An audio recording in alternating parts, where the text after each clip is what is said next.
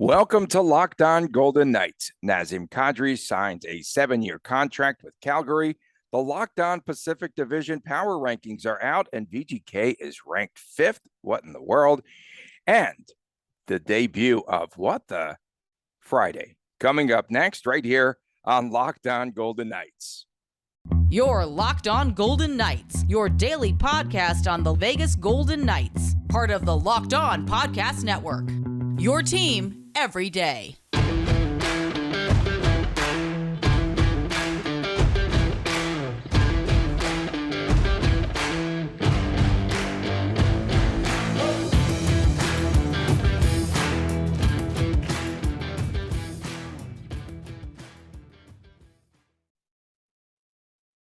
Welcome to Locked On Golden Knights. Today's episode brought to you by betonline.net. BetOnline has you covered this season with more props, odds, and lines than ever before. BetOnline, where the game starts. Hi again, everyone. Tony Cordasco and Chris Gawlik from Las Vegas. I'm at Tony Dasco on Twitter. He is at TD Chris G. Please make sure that you subscribe today to the new YouTube channel at Locked On VGK. And we're also at Locked On VGK, and we are the fire starters on Twitter. And Chris, I know that you wanted Nazem Kadri to be a Golden Knight. Islander fans are feeling awfully betrayed today as well. They've not made one deal. One of the top free agents, the center, Nazem Kadri, signing a 7-year, $7 million contract with Calgary. Well, we get to say Calgary, at least on this Friday morning. Kadri last season, 87 points, 71 games with Colorado. The Flames losing Johnny Gaudreau to Columbus. They lost Matthew Tkachuk to Florida in the offseason. Chris, can Kadri, along with Jonathan Huberdeau, can they pick up the scoring slack now? That's the big question for the Flames this season. So just kind of looking at this trade, first of all, I mean, think about where the Flames fans were, like, before when Johnny Gaudreau signed with Columbus, and then Matt Tkachuk, all of a sudden he wants outs. Now, at least the Flames are still able to bring more pieces in. They got Huberdeau, and now they got Kadri. So if you're a Flames fan, talk about a wave of emotions for what you've gone through for the last couple of weeks or so. So you still feel like you have your top two tier one type level talents coming into the next season. Looking a little bit deeper at where Calgary was and where Calgary is going, they still have two number one talents in Huberdeau and Nazem Kadri now. But on top of that, they got a first rounder in the deal with Florida, and then they got a prospect, Cole Schwintz. So, I mean, I think Calgary actually might have improved their situation a tiny bit, depending obviously on the output of mainly Kadri. Huberdeau, is going to produce, but Nazem Kadri, is he going to produce at a $7 million clip? I wanted him in Vegas. I wanted him to come here for another prove-it type bridge deal, because it was clear for a long time, at least up until about an hour from now yesterday, about 8 a.m. yesterday is when the news started breaking that Kadri was going. I was hoping someone was going to be able to, VGK, swoop up Kadri maybe in a 5 or a 5.5 type deal, because clearly he wasn't getting 7 or 8 million, which is where he wanted to be. Kadri trusted the process. Is his agent Walsh by any chance? I have no idea. We should look at that. I'm curious. Right. But he waited, and I think he won the situation. And the Flames just a la Alex Pietrangelo just gave a long-term deal to a 30-plus-year-old free agent. We'll see how that plays out 4 or 5 years from now. I'm curious where they will play Nazem Kadri. They already have Lindholm, I think, as the starting center on that top line, penciled in with Huberdeau and Tyler Toffoli, which is a pretty strong line. And the second line, the pairings should be probably Kadri along with Mangiapane and Coleman. And that's a pretty strong top six for Calgary. Yeah, no doubt. And I think this is where Daryl Sutter needs to get his props and trust, and he's going to spin the dials. And if there's one thing Sutter's going to do, he's going to get maximum value, not just out of Kadri and Huberdeau, but he's going to get it out of your third and fourth line grinders. And I think a coach like Daryl Sutter is someone who can control Kadri in the event he decides to break bad at some point. Kadri made it a point to remind everybody that he was not a liability. I think that was the first thing he said after winning the Stanley Cup and getting the microphone thrown in his face, which was basically his way of throwing his hands up like Johnny Manziel on draft night saying, pay me. And he got paid. And, kudos to him for getting what he wanted.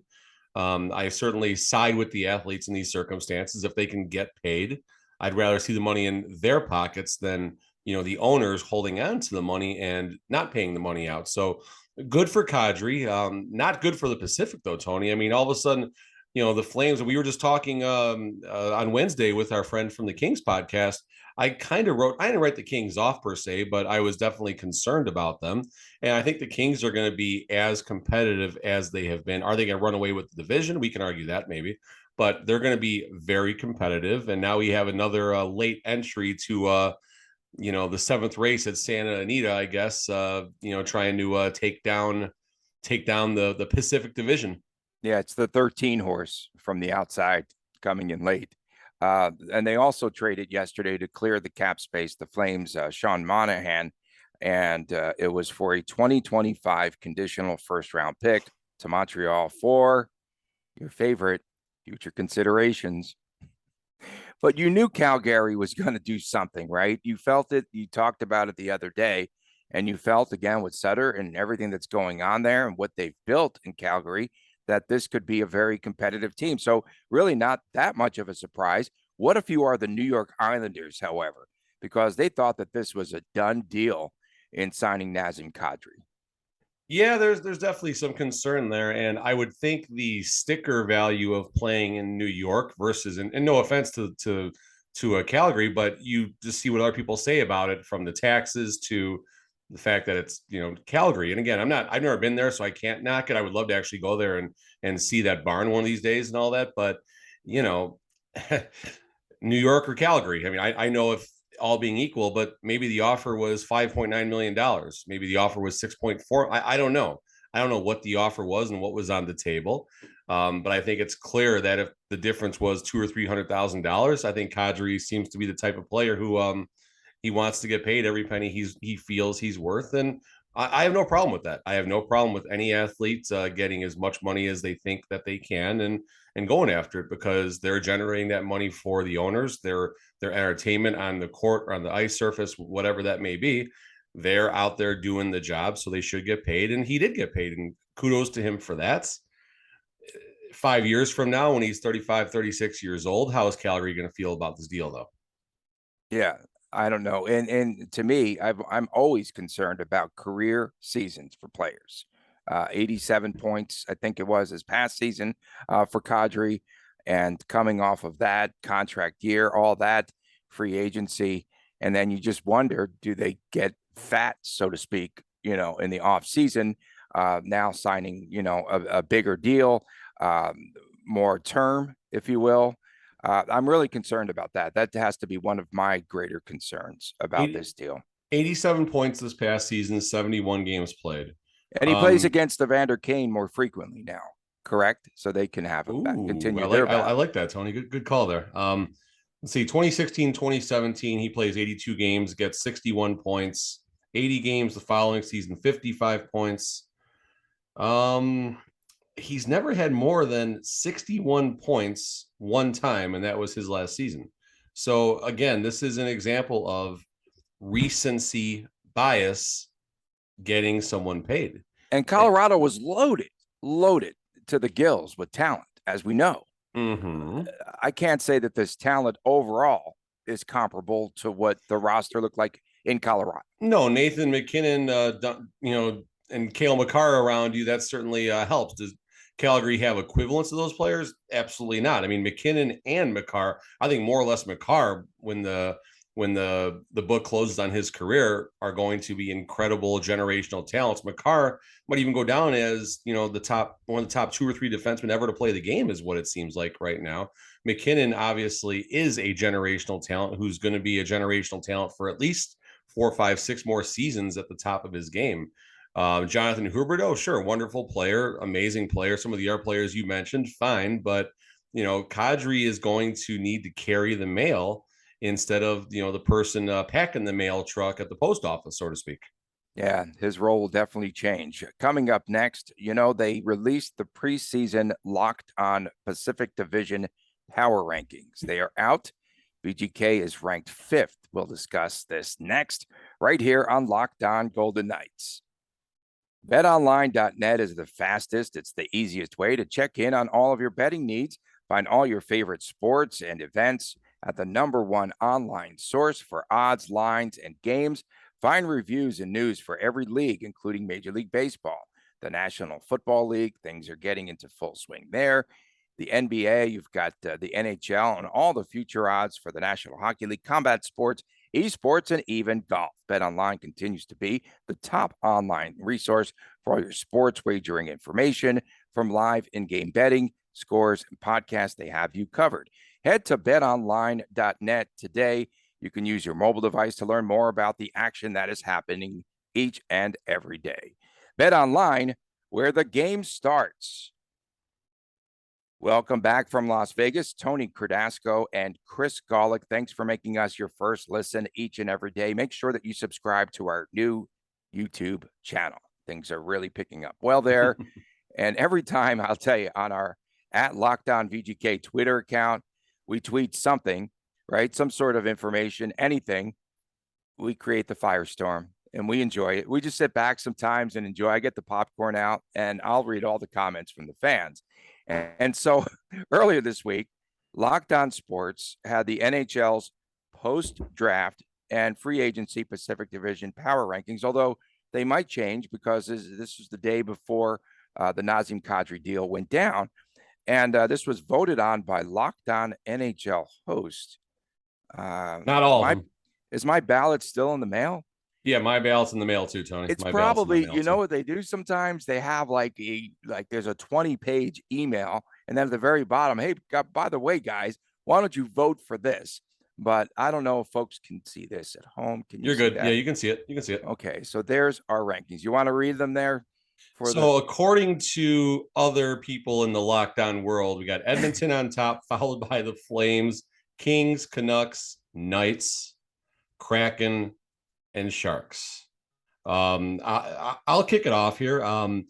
I would, again, this is before the Kadri deal is announced, folks. So I would put the Flames behind VGK just based on that. I think the Flames at the time, VGK at the time, yes, without Kadri, Kadri. If we're talking present time, I'm good with this. Okay, present time, I'm good with the Flames where they are. But before the Kadri deal is announced, I think the Flames are behind VGK. Vancouver above VGK, that is kind of surprising. Vancouver had a real good finish last year when Bruce Boudreau went in there, and the last 40 or so games, I think they were a playoff team. If you basically take their implied stats from the end portion of the season to the start of the season, they're a playoff team. Obviously, VGK was not, and Vancouver would have been farther ahead. Do I necessarily still agree with the assessment based on the way the offseason has gone? I definitely don't. So I'm okay with the Oilers, Flames, and Kings above VGK. The only swap I would do, I would actually put VGK 4 right now. There's a lot of unanswered questions. I think even with our hometown bias, love for the VGK, I think 4 is probably where they should be, and hopefully they're gonna exceed and overperform our perspective of where they really should be ranked. Okay. Yeah, I would probably go with VGK 4th. The Oilers, wow, they got a steal with Matthias Janmark. I know that. He's on that roster now. They signed Jack Campbell. He's just the guy, but yeah. They re-signed your guy, Evander Kane. And so the Oilers, yeah, I could see that. You can make a case for the Flames. Yeah, I think a solid number 2. The Kings, still a lot of questions to be answered, as we discussed with our counterpart the other day. And then, yeah, the Canucks, interesting team because I don't feel like they have the real superstars there in Vancouver, but they just played better overall as a team within a team concept. The Ducks, no telling. do the Ducks still have? I thought I had read, Chris. I thought that they had something like they still have millions of dollars to spend. I thought it was somewhere in the vicinity of. Did I see 19 million under the cap? So what are they going to do with all that cap space? That makes things interesting. The Kraken, as you mentioned, were 7. And I think it's a pretty interesting division where, again, it's going to come down to that final weekend. It's going to come down to the final points. You have to have that closing kick. I feel as though VGK will be built better. Correct me if I'm wrong, for the second half of the season with the new system with Bruce Cassidy and everything I think that's happened. And they still have to make one more move. There'll still be at least one more move for the Vegas Golden Knights. We'll see one more change before they hit the ice here in September. I'm definitely with you. So going back to your question about Anaheim, it looks like roughly 18 million. 18. Okay. So I think if I had to guess what Anaheim's doing right now, I think the Yzer plan is in effect in Anaheim as well, referencing Steve Yzerman, what he has done with Detroit as far as he feels they're ready or they're close. So all of a sudden you go out and you pick up like what seems like 4 or 5 notable free agents, most notably Andrew Kopp, actually, and a few other solid ones. David Perron, too. So Detroit's done a lot of fun things in the offseason. I think Anaheim, assuming they want to spend that money and they're not, trying the money ball technique because they just don't want to spend the money, I really think either next season or even the following season, they could make a push. And who knows if Zegras, Drysdale, McTavish and company, if they get out of the gate fast and they're playing about 500 hockey up until about, late November, early December, maybe they do make a move because all of a sudden, there's going to be a lot of fun things happening at the trade deadline. Pacific is going to be interesting, Tony. It's definitely not the same Pacific it's going to be for the last couple of years. It's getting stronger. It's going to get tougher to compete. And during that time, VGK is going to keep getting older and all the other teams are going to keep getting younger. You mentioned Vancouver. Vancouver is a team that's built around some good pieces in the draft, most notably Pedersen, Bo Horvat, Quinn Hughes. But they just, outside of the series against the Vegas Golden Knights in the bubble, it doesn't seem like those players are really getting it going. So I don't know if Bruce Boudreau is going to get them to the next level. It seemed like he was, and Vancouver. Miller's is a solid piece, right? Absolutely. Yeah. So Vancouver, they're going to be sneaky this season, and if Vancouver emerges as someone not to compete for the division, but either that third division spot or wild card 1 or 2, that Pacific all of a sudden that's not going to be easy. And now Calgary is still a player too, Tony. Seattle's made some fun moves in the offseason. San Jose is really the only team I'll write off right now. That's the only team I'll write off as not doing anything this season. Yeah, I think Anaheim is building this team for not this upcoming season, but for the following season, the 23-24 campaign. Yeah, we talked about that on and offline before. I agree. Yeah, I think that's going to be interesting how they spend that money, and they're going to make some moves. And if they could just, they might make some big trade deadline deals there too, if they continue to have that cap space. And if they're continually in the hunt, they were in the hunt for a while this past season. And I thought that they might stick there as a playoff team, but they faded a lot in the second half of the season. Hey, Chris, we put up at Locked On VGK. Again, we like to stir the pot a little. So I put Jack Eichel, 23 total points, 90.5. I had to put the hook on there, but of course. Do you think he's a 100-point scorer with the VGK this season? I think he can be, Tony. I think, 90, 85, 90 seems a lot more reasonable. Can he get to 100? If he can stay healthy, he is this generational talent, Tony. Everyone keeps cramming that down our throat right now. And he does have a better core around him in the top 6, as well as, pieces like Shea Theodore and Pietrangelo on the backside who could contribute while he's out there too. So, yeah, just based on that, I guess if there's more points to go around, maybe he might not get as many of them because people like Theodore and Pietrangelo can help in the back, plus the top 6 forwards around him. And so, but yeah, I definitely think he can. He's going to have more opportunities in Buffalo, and he's not going to be the only person that the opposing team has to watch out for, because there is a good top 6 around Jack Eichel. Eichel should be able to find himself a little bit more room. I definitely think his assists go up even more. And hopefully that can help players like, Stevenson and Carlson and Marchessault and someone like Riley Smith or Mark Stone, who saw their goal totals on a per game basis at least decline a little bit.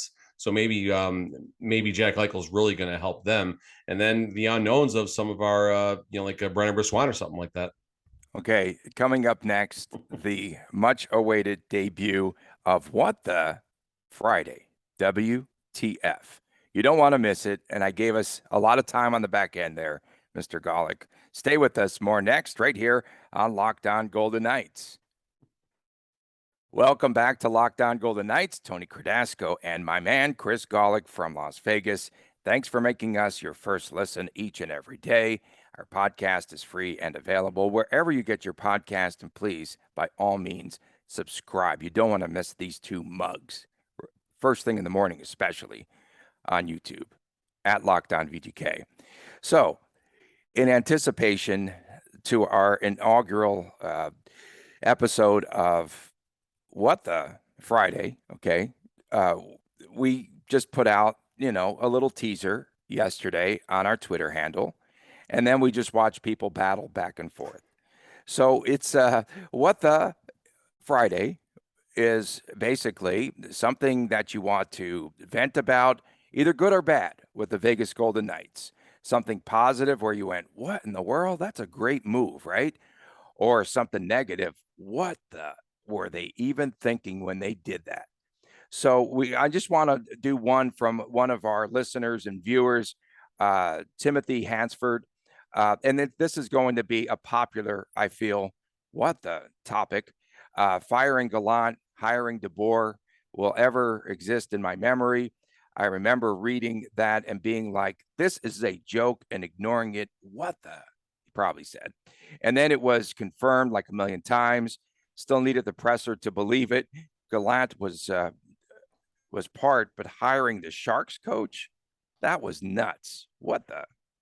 I like that one. And that's the truth, right? And fans are really disturbed about that move, and they still continue to be. And we're going to hear a lot about the Fleury and Leonard comparisons and everything else. But do you have a what the to get things started there? Yeah, no, I definitely do. This is a little more of the traditional one. We've hit on this topic before, but my What the Friday is going back to Kelly McCrimmon and his statements about the season 1 roster being unsustainable. My perspective on that season 1 roster is super, super simple right now. Kelly McCrimmon, George McPhee, why were you okay with that season 1 roster failing? And why would you not allow that same roster the opportunity to succeed in season number 2? As a result of the trade, starting with Tomas Tatar, Max Pacioretty signing, and just everything that kind of happened after that, now coming into, we saw it possibly in season 5, but definitely coming into season 6, we are in a much different spot than we should have been as an organization, with not having as many draft picks. Our talent pipeline 4 or 5 years from now looks like it's not bad, but in the next 2, 3, 4 years, we have to use low-level free agents. We're hoping pop lottery tickets, if you will. Have to get lucky with some AHL players who might not be ready to carry them. Lecision had a great season last year, but he wasn't ready to play 41 games. Not ready to play 41 games. Maybe this year, but he was not ready for that. So my what the is for McCrimmon and not allowing the season 1 unsustainable, successful roster the opportunity to succeed in season number 2. Okay, my what was VGK thinking, first of all, in doing these miniature statues? I'm triggered, man.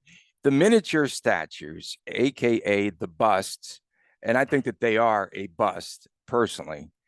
I think up until now they've released the first 2 that they've announced already, and the first one is a Bruce Cassidy bust. That's kind of a slap in the face because so many fans want a Marc-Andre Fleury statue in front of T-Mobile Arena. And then you start off with these miniature statues, and the first one you have is Bruce Cassidy, who's not even proven himself yet. And so the second, though, is the one that really got me going. Okay, so that's on Chris, September the 28th. It is the gold statue of Mark Stone. And he should have one arm behind his back, behind his back, holding his back, because he's still going to be injured with that. But they took a photo, okay, on the blue stinking turf in Boise, Idaho. Okay, if you are a UNLV fan, that is a slap in the stinking face. It really is. On the blue turf of Boise State, oh, there's a little Mark. It's got no meaning. What is Mark Stone doing on the blue turf in Boise, Idaho? You know, UNLV should do, like, if you buy season tickets, you get a free pair of Nikes. That's like their latest promotion. Okay, let's put those sneakers on the ice of the SAP Center in San Jose. What the? So the fun thing about this, folks, just so you know, me and Tony don't know what our WTF, what the Friday comments are. We purposely don't tell each other. So it's as much of a shock for me as it is for you folks out there listening. All right, I'll give you one more. This one's a little more fun. VGK, the land of entertainment and glitter and slot machines and just all the wackiness that happens. Obviously, the same happens inside T-Mobile Arena. So what the Friday was VGK thinking when they decided to have an organ player in the arena for the first 10 or 12 games or so in season number 2? That fell extremely flat. That was not a good experiment. And I'm originally from Chicago, folks. I grew up going to games at the Chicago Stadium, where the organ was built into the arena at the United Center, where Frank Pellicano just grazed us with his tunes, if you will, every single game. And we absolutely loved it in Chicago. But in Vegas, this is not an organ player type of town for a Vegas Golden Knights game. And sure, they corrected that problem. But for whatever reason, there was a group of people sitting around, probably at City National, around some boardroom, saying, hey, this is going to be cool. Let's get an organ player for the Vegas Golden Knights games, because this is what we want. And then we've got another comment from @Joey B_O_D. What the? Trading patches for nothing, signing a blankety blank Leonard, and the GM keeping his job when Gallant was fired for nothing. Like, you get nothing. And then I think, on a positive note, I think Mark Stone's Waterboy, Vegas Waterboy 53, said, on a positive, what was maybe Washington thinking when they let go of Stevenson? And that trade was a really good deal. And again, acquiring patches, he said, Stevenson trade, acquiring patches, the only surprises this team has ever given me. Anything else I've thought as likely, or things I would do to this team, whatever. But yeah, you get it. But they just keep firing away. And at Locked On VGK is a good way to start. Any positive? What does? Well, you mentioned Chandler Stevenson. I mean, we have to mention acquiring Nicholas Waugh too. I mean, that was, Nicholas Waugh, according to many VGK faithful, is the next Marc-Andre Fleury, because I apparently said he made his contract was a tiny bit too much, and I got absolutely roasted by y'all on Twitter for it. But point being, acquiring Nicholas Waugh was certainly a very big moment for the VGK, and that actually might pay some very good dividends. I mentioned this before. If Nick Waugh winds up being our line 4 center for most of the year, it's going to be a pretty good year, I think. If Nick Waugh has to spend a lot of time on the top 6, I do think he is most likely ready to make that leap. But again, this is another player, Tony, going back to Kadri, if you will, who's off of his career year. He got paid as such. Will he continue to at least match his financial outputs? Okay, we have one from Ella and the female perspective. What the Friday? Trading Fleury, the dumbest trade Vegas has ever made. And it made not only me, but 99% of the Knights fans mad too, especially after winning the Vezina Trophy. Why the hell did stupid McCrimmon trade him? Okay, I got what the. You ready? Yes, sir. My what the is for the fans. Chill out. Chill out. This happens in sports, folks. Trades happen. Your favorite player will get traded or dumped, and it might be for nothing sometimes. I will still say this though, folks, and you can what the me all you want after this. Things have gone well from a results orientated perspective for seasons 1 through 4.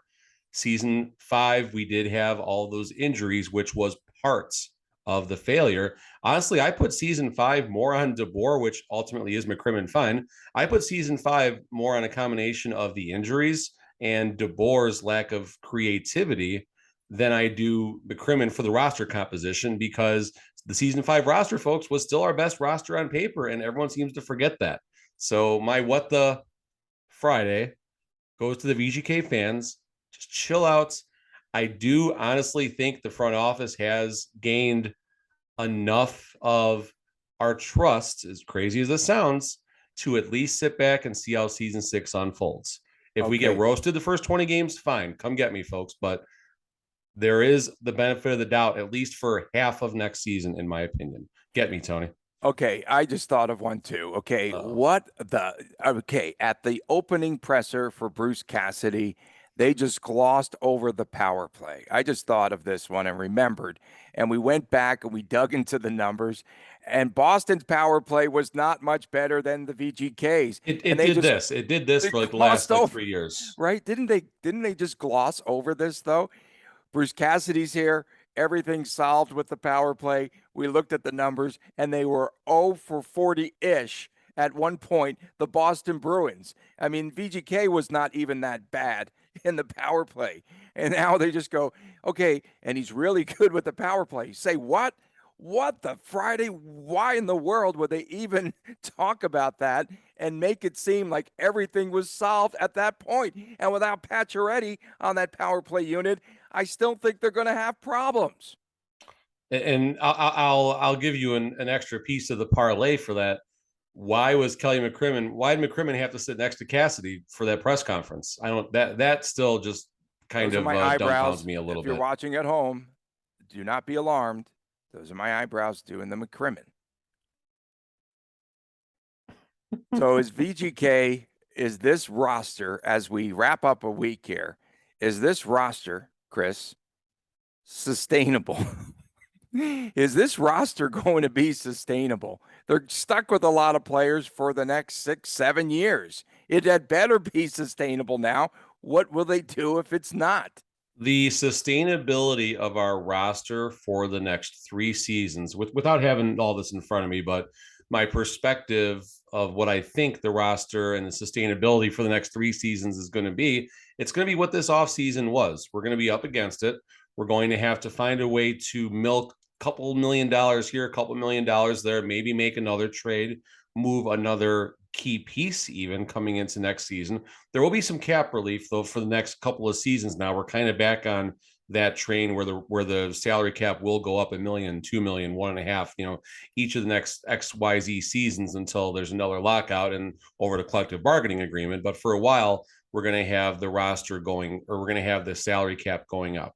Long story short, if my only choices are yes or no, is our roster sustainable? The answer is no. You cannot have this much money tied up over all of these players north of 30. That's a concern. Contradicting myself a little bit, unfortunately, though, how I am saying VGK should have earned our trust for the first 6 seasons. So maybe McCrimmon can spin the dials and milk players. Not Mannion Field. How do you say his name again? I can never say it on the spot, Tony. Mannanen. Someone like Mannanen can pop. Nick Watt, maybe he does become a 20-goal scorer. Maybe Lecision does take that step. Maybe Kolesar, instead of getting 24 points, he gets 31 points. So maybe all these little things that need to happen do happen. Maybe Pavel Dorofeev, maybe Paul Cotter, maybe Ron Bjerg, Miramanov. Maybe those players can make a quantum leap. And maybe all of a sudden the unsustainability can become the younger players overproducing. If that happens, we're in a great spot. If the unsustainability is more looked at because Pietrangelo is 30 whatever something and Mark Stone's back is still what it is, William Karlsson and his contract that expires feels like a decade from now. If that's what we're thinking about, then yeah, we're in a bad spot. If we're celebrating Briswan and Mannanen and players like that just breaking out, hey, it could happen. Okay, we leave everyone with this note. Oh no. And I'm going to be in the stands saying, why did we sign a player from the Czechoslovakian national team for VGK? I say that because, as we saw the other day, Matthias Sapovalev, the draft pick, scored a goal. It was a 2-1 game. The Czechs were leading the USA. He made it 3-1 in that upset with his goal. I've got to boo the guy off the ice. I'm all USA, USA. I'm going to wear my American jersey when I go to a Golden Knights game this season, and I'll be screaming at him if he's on the ice. Okay, you go do that, Tony. Go get him. Chris, I'll be wearing my Hutchinson jersey because he'll be starting about 47 minutes into the first game. Chris, have a great weekend. Great to catch up. Our first edition of What the Friday was, I think I'll deem it a huge success. Huge. We look forward to a lot of your comments on Twitter. As always, we thank you all for tuning in. Once again, thanks for making us your first listen each and every day. You could find us wherever you find your podcast. Subscribe. That is what we're going to leave you with today. Ingrain it in your head at Locked On VGK on YouTube. Thanks, Chris. Have a great weekend to all of you out there. We'll see you again Monday. For my man, Chris Gawlik, I'm Tony Cordasco. So long for now from Las Vegas. You've been listening and watching Locked On Golden Knights.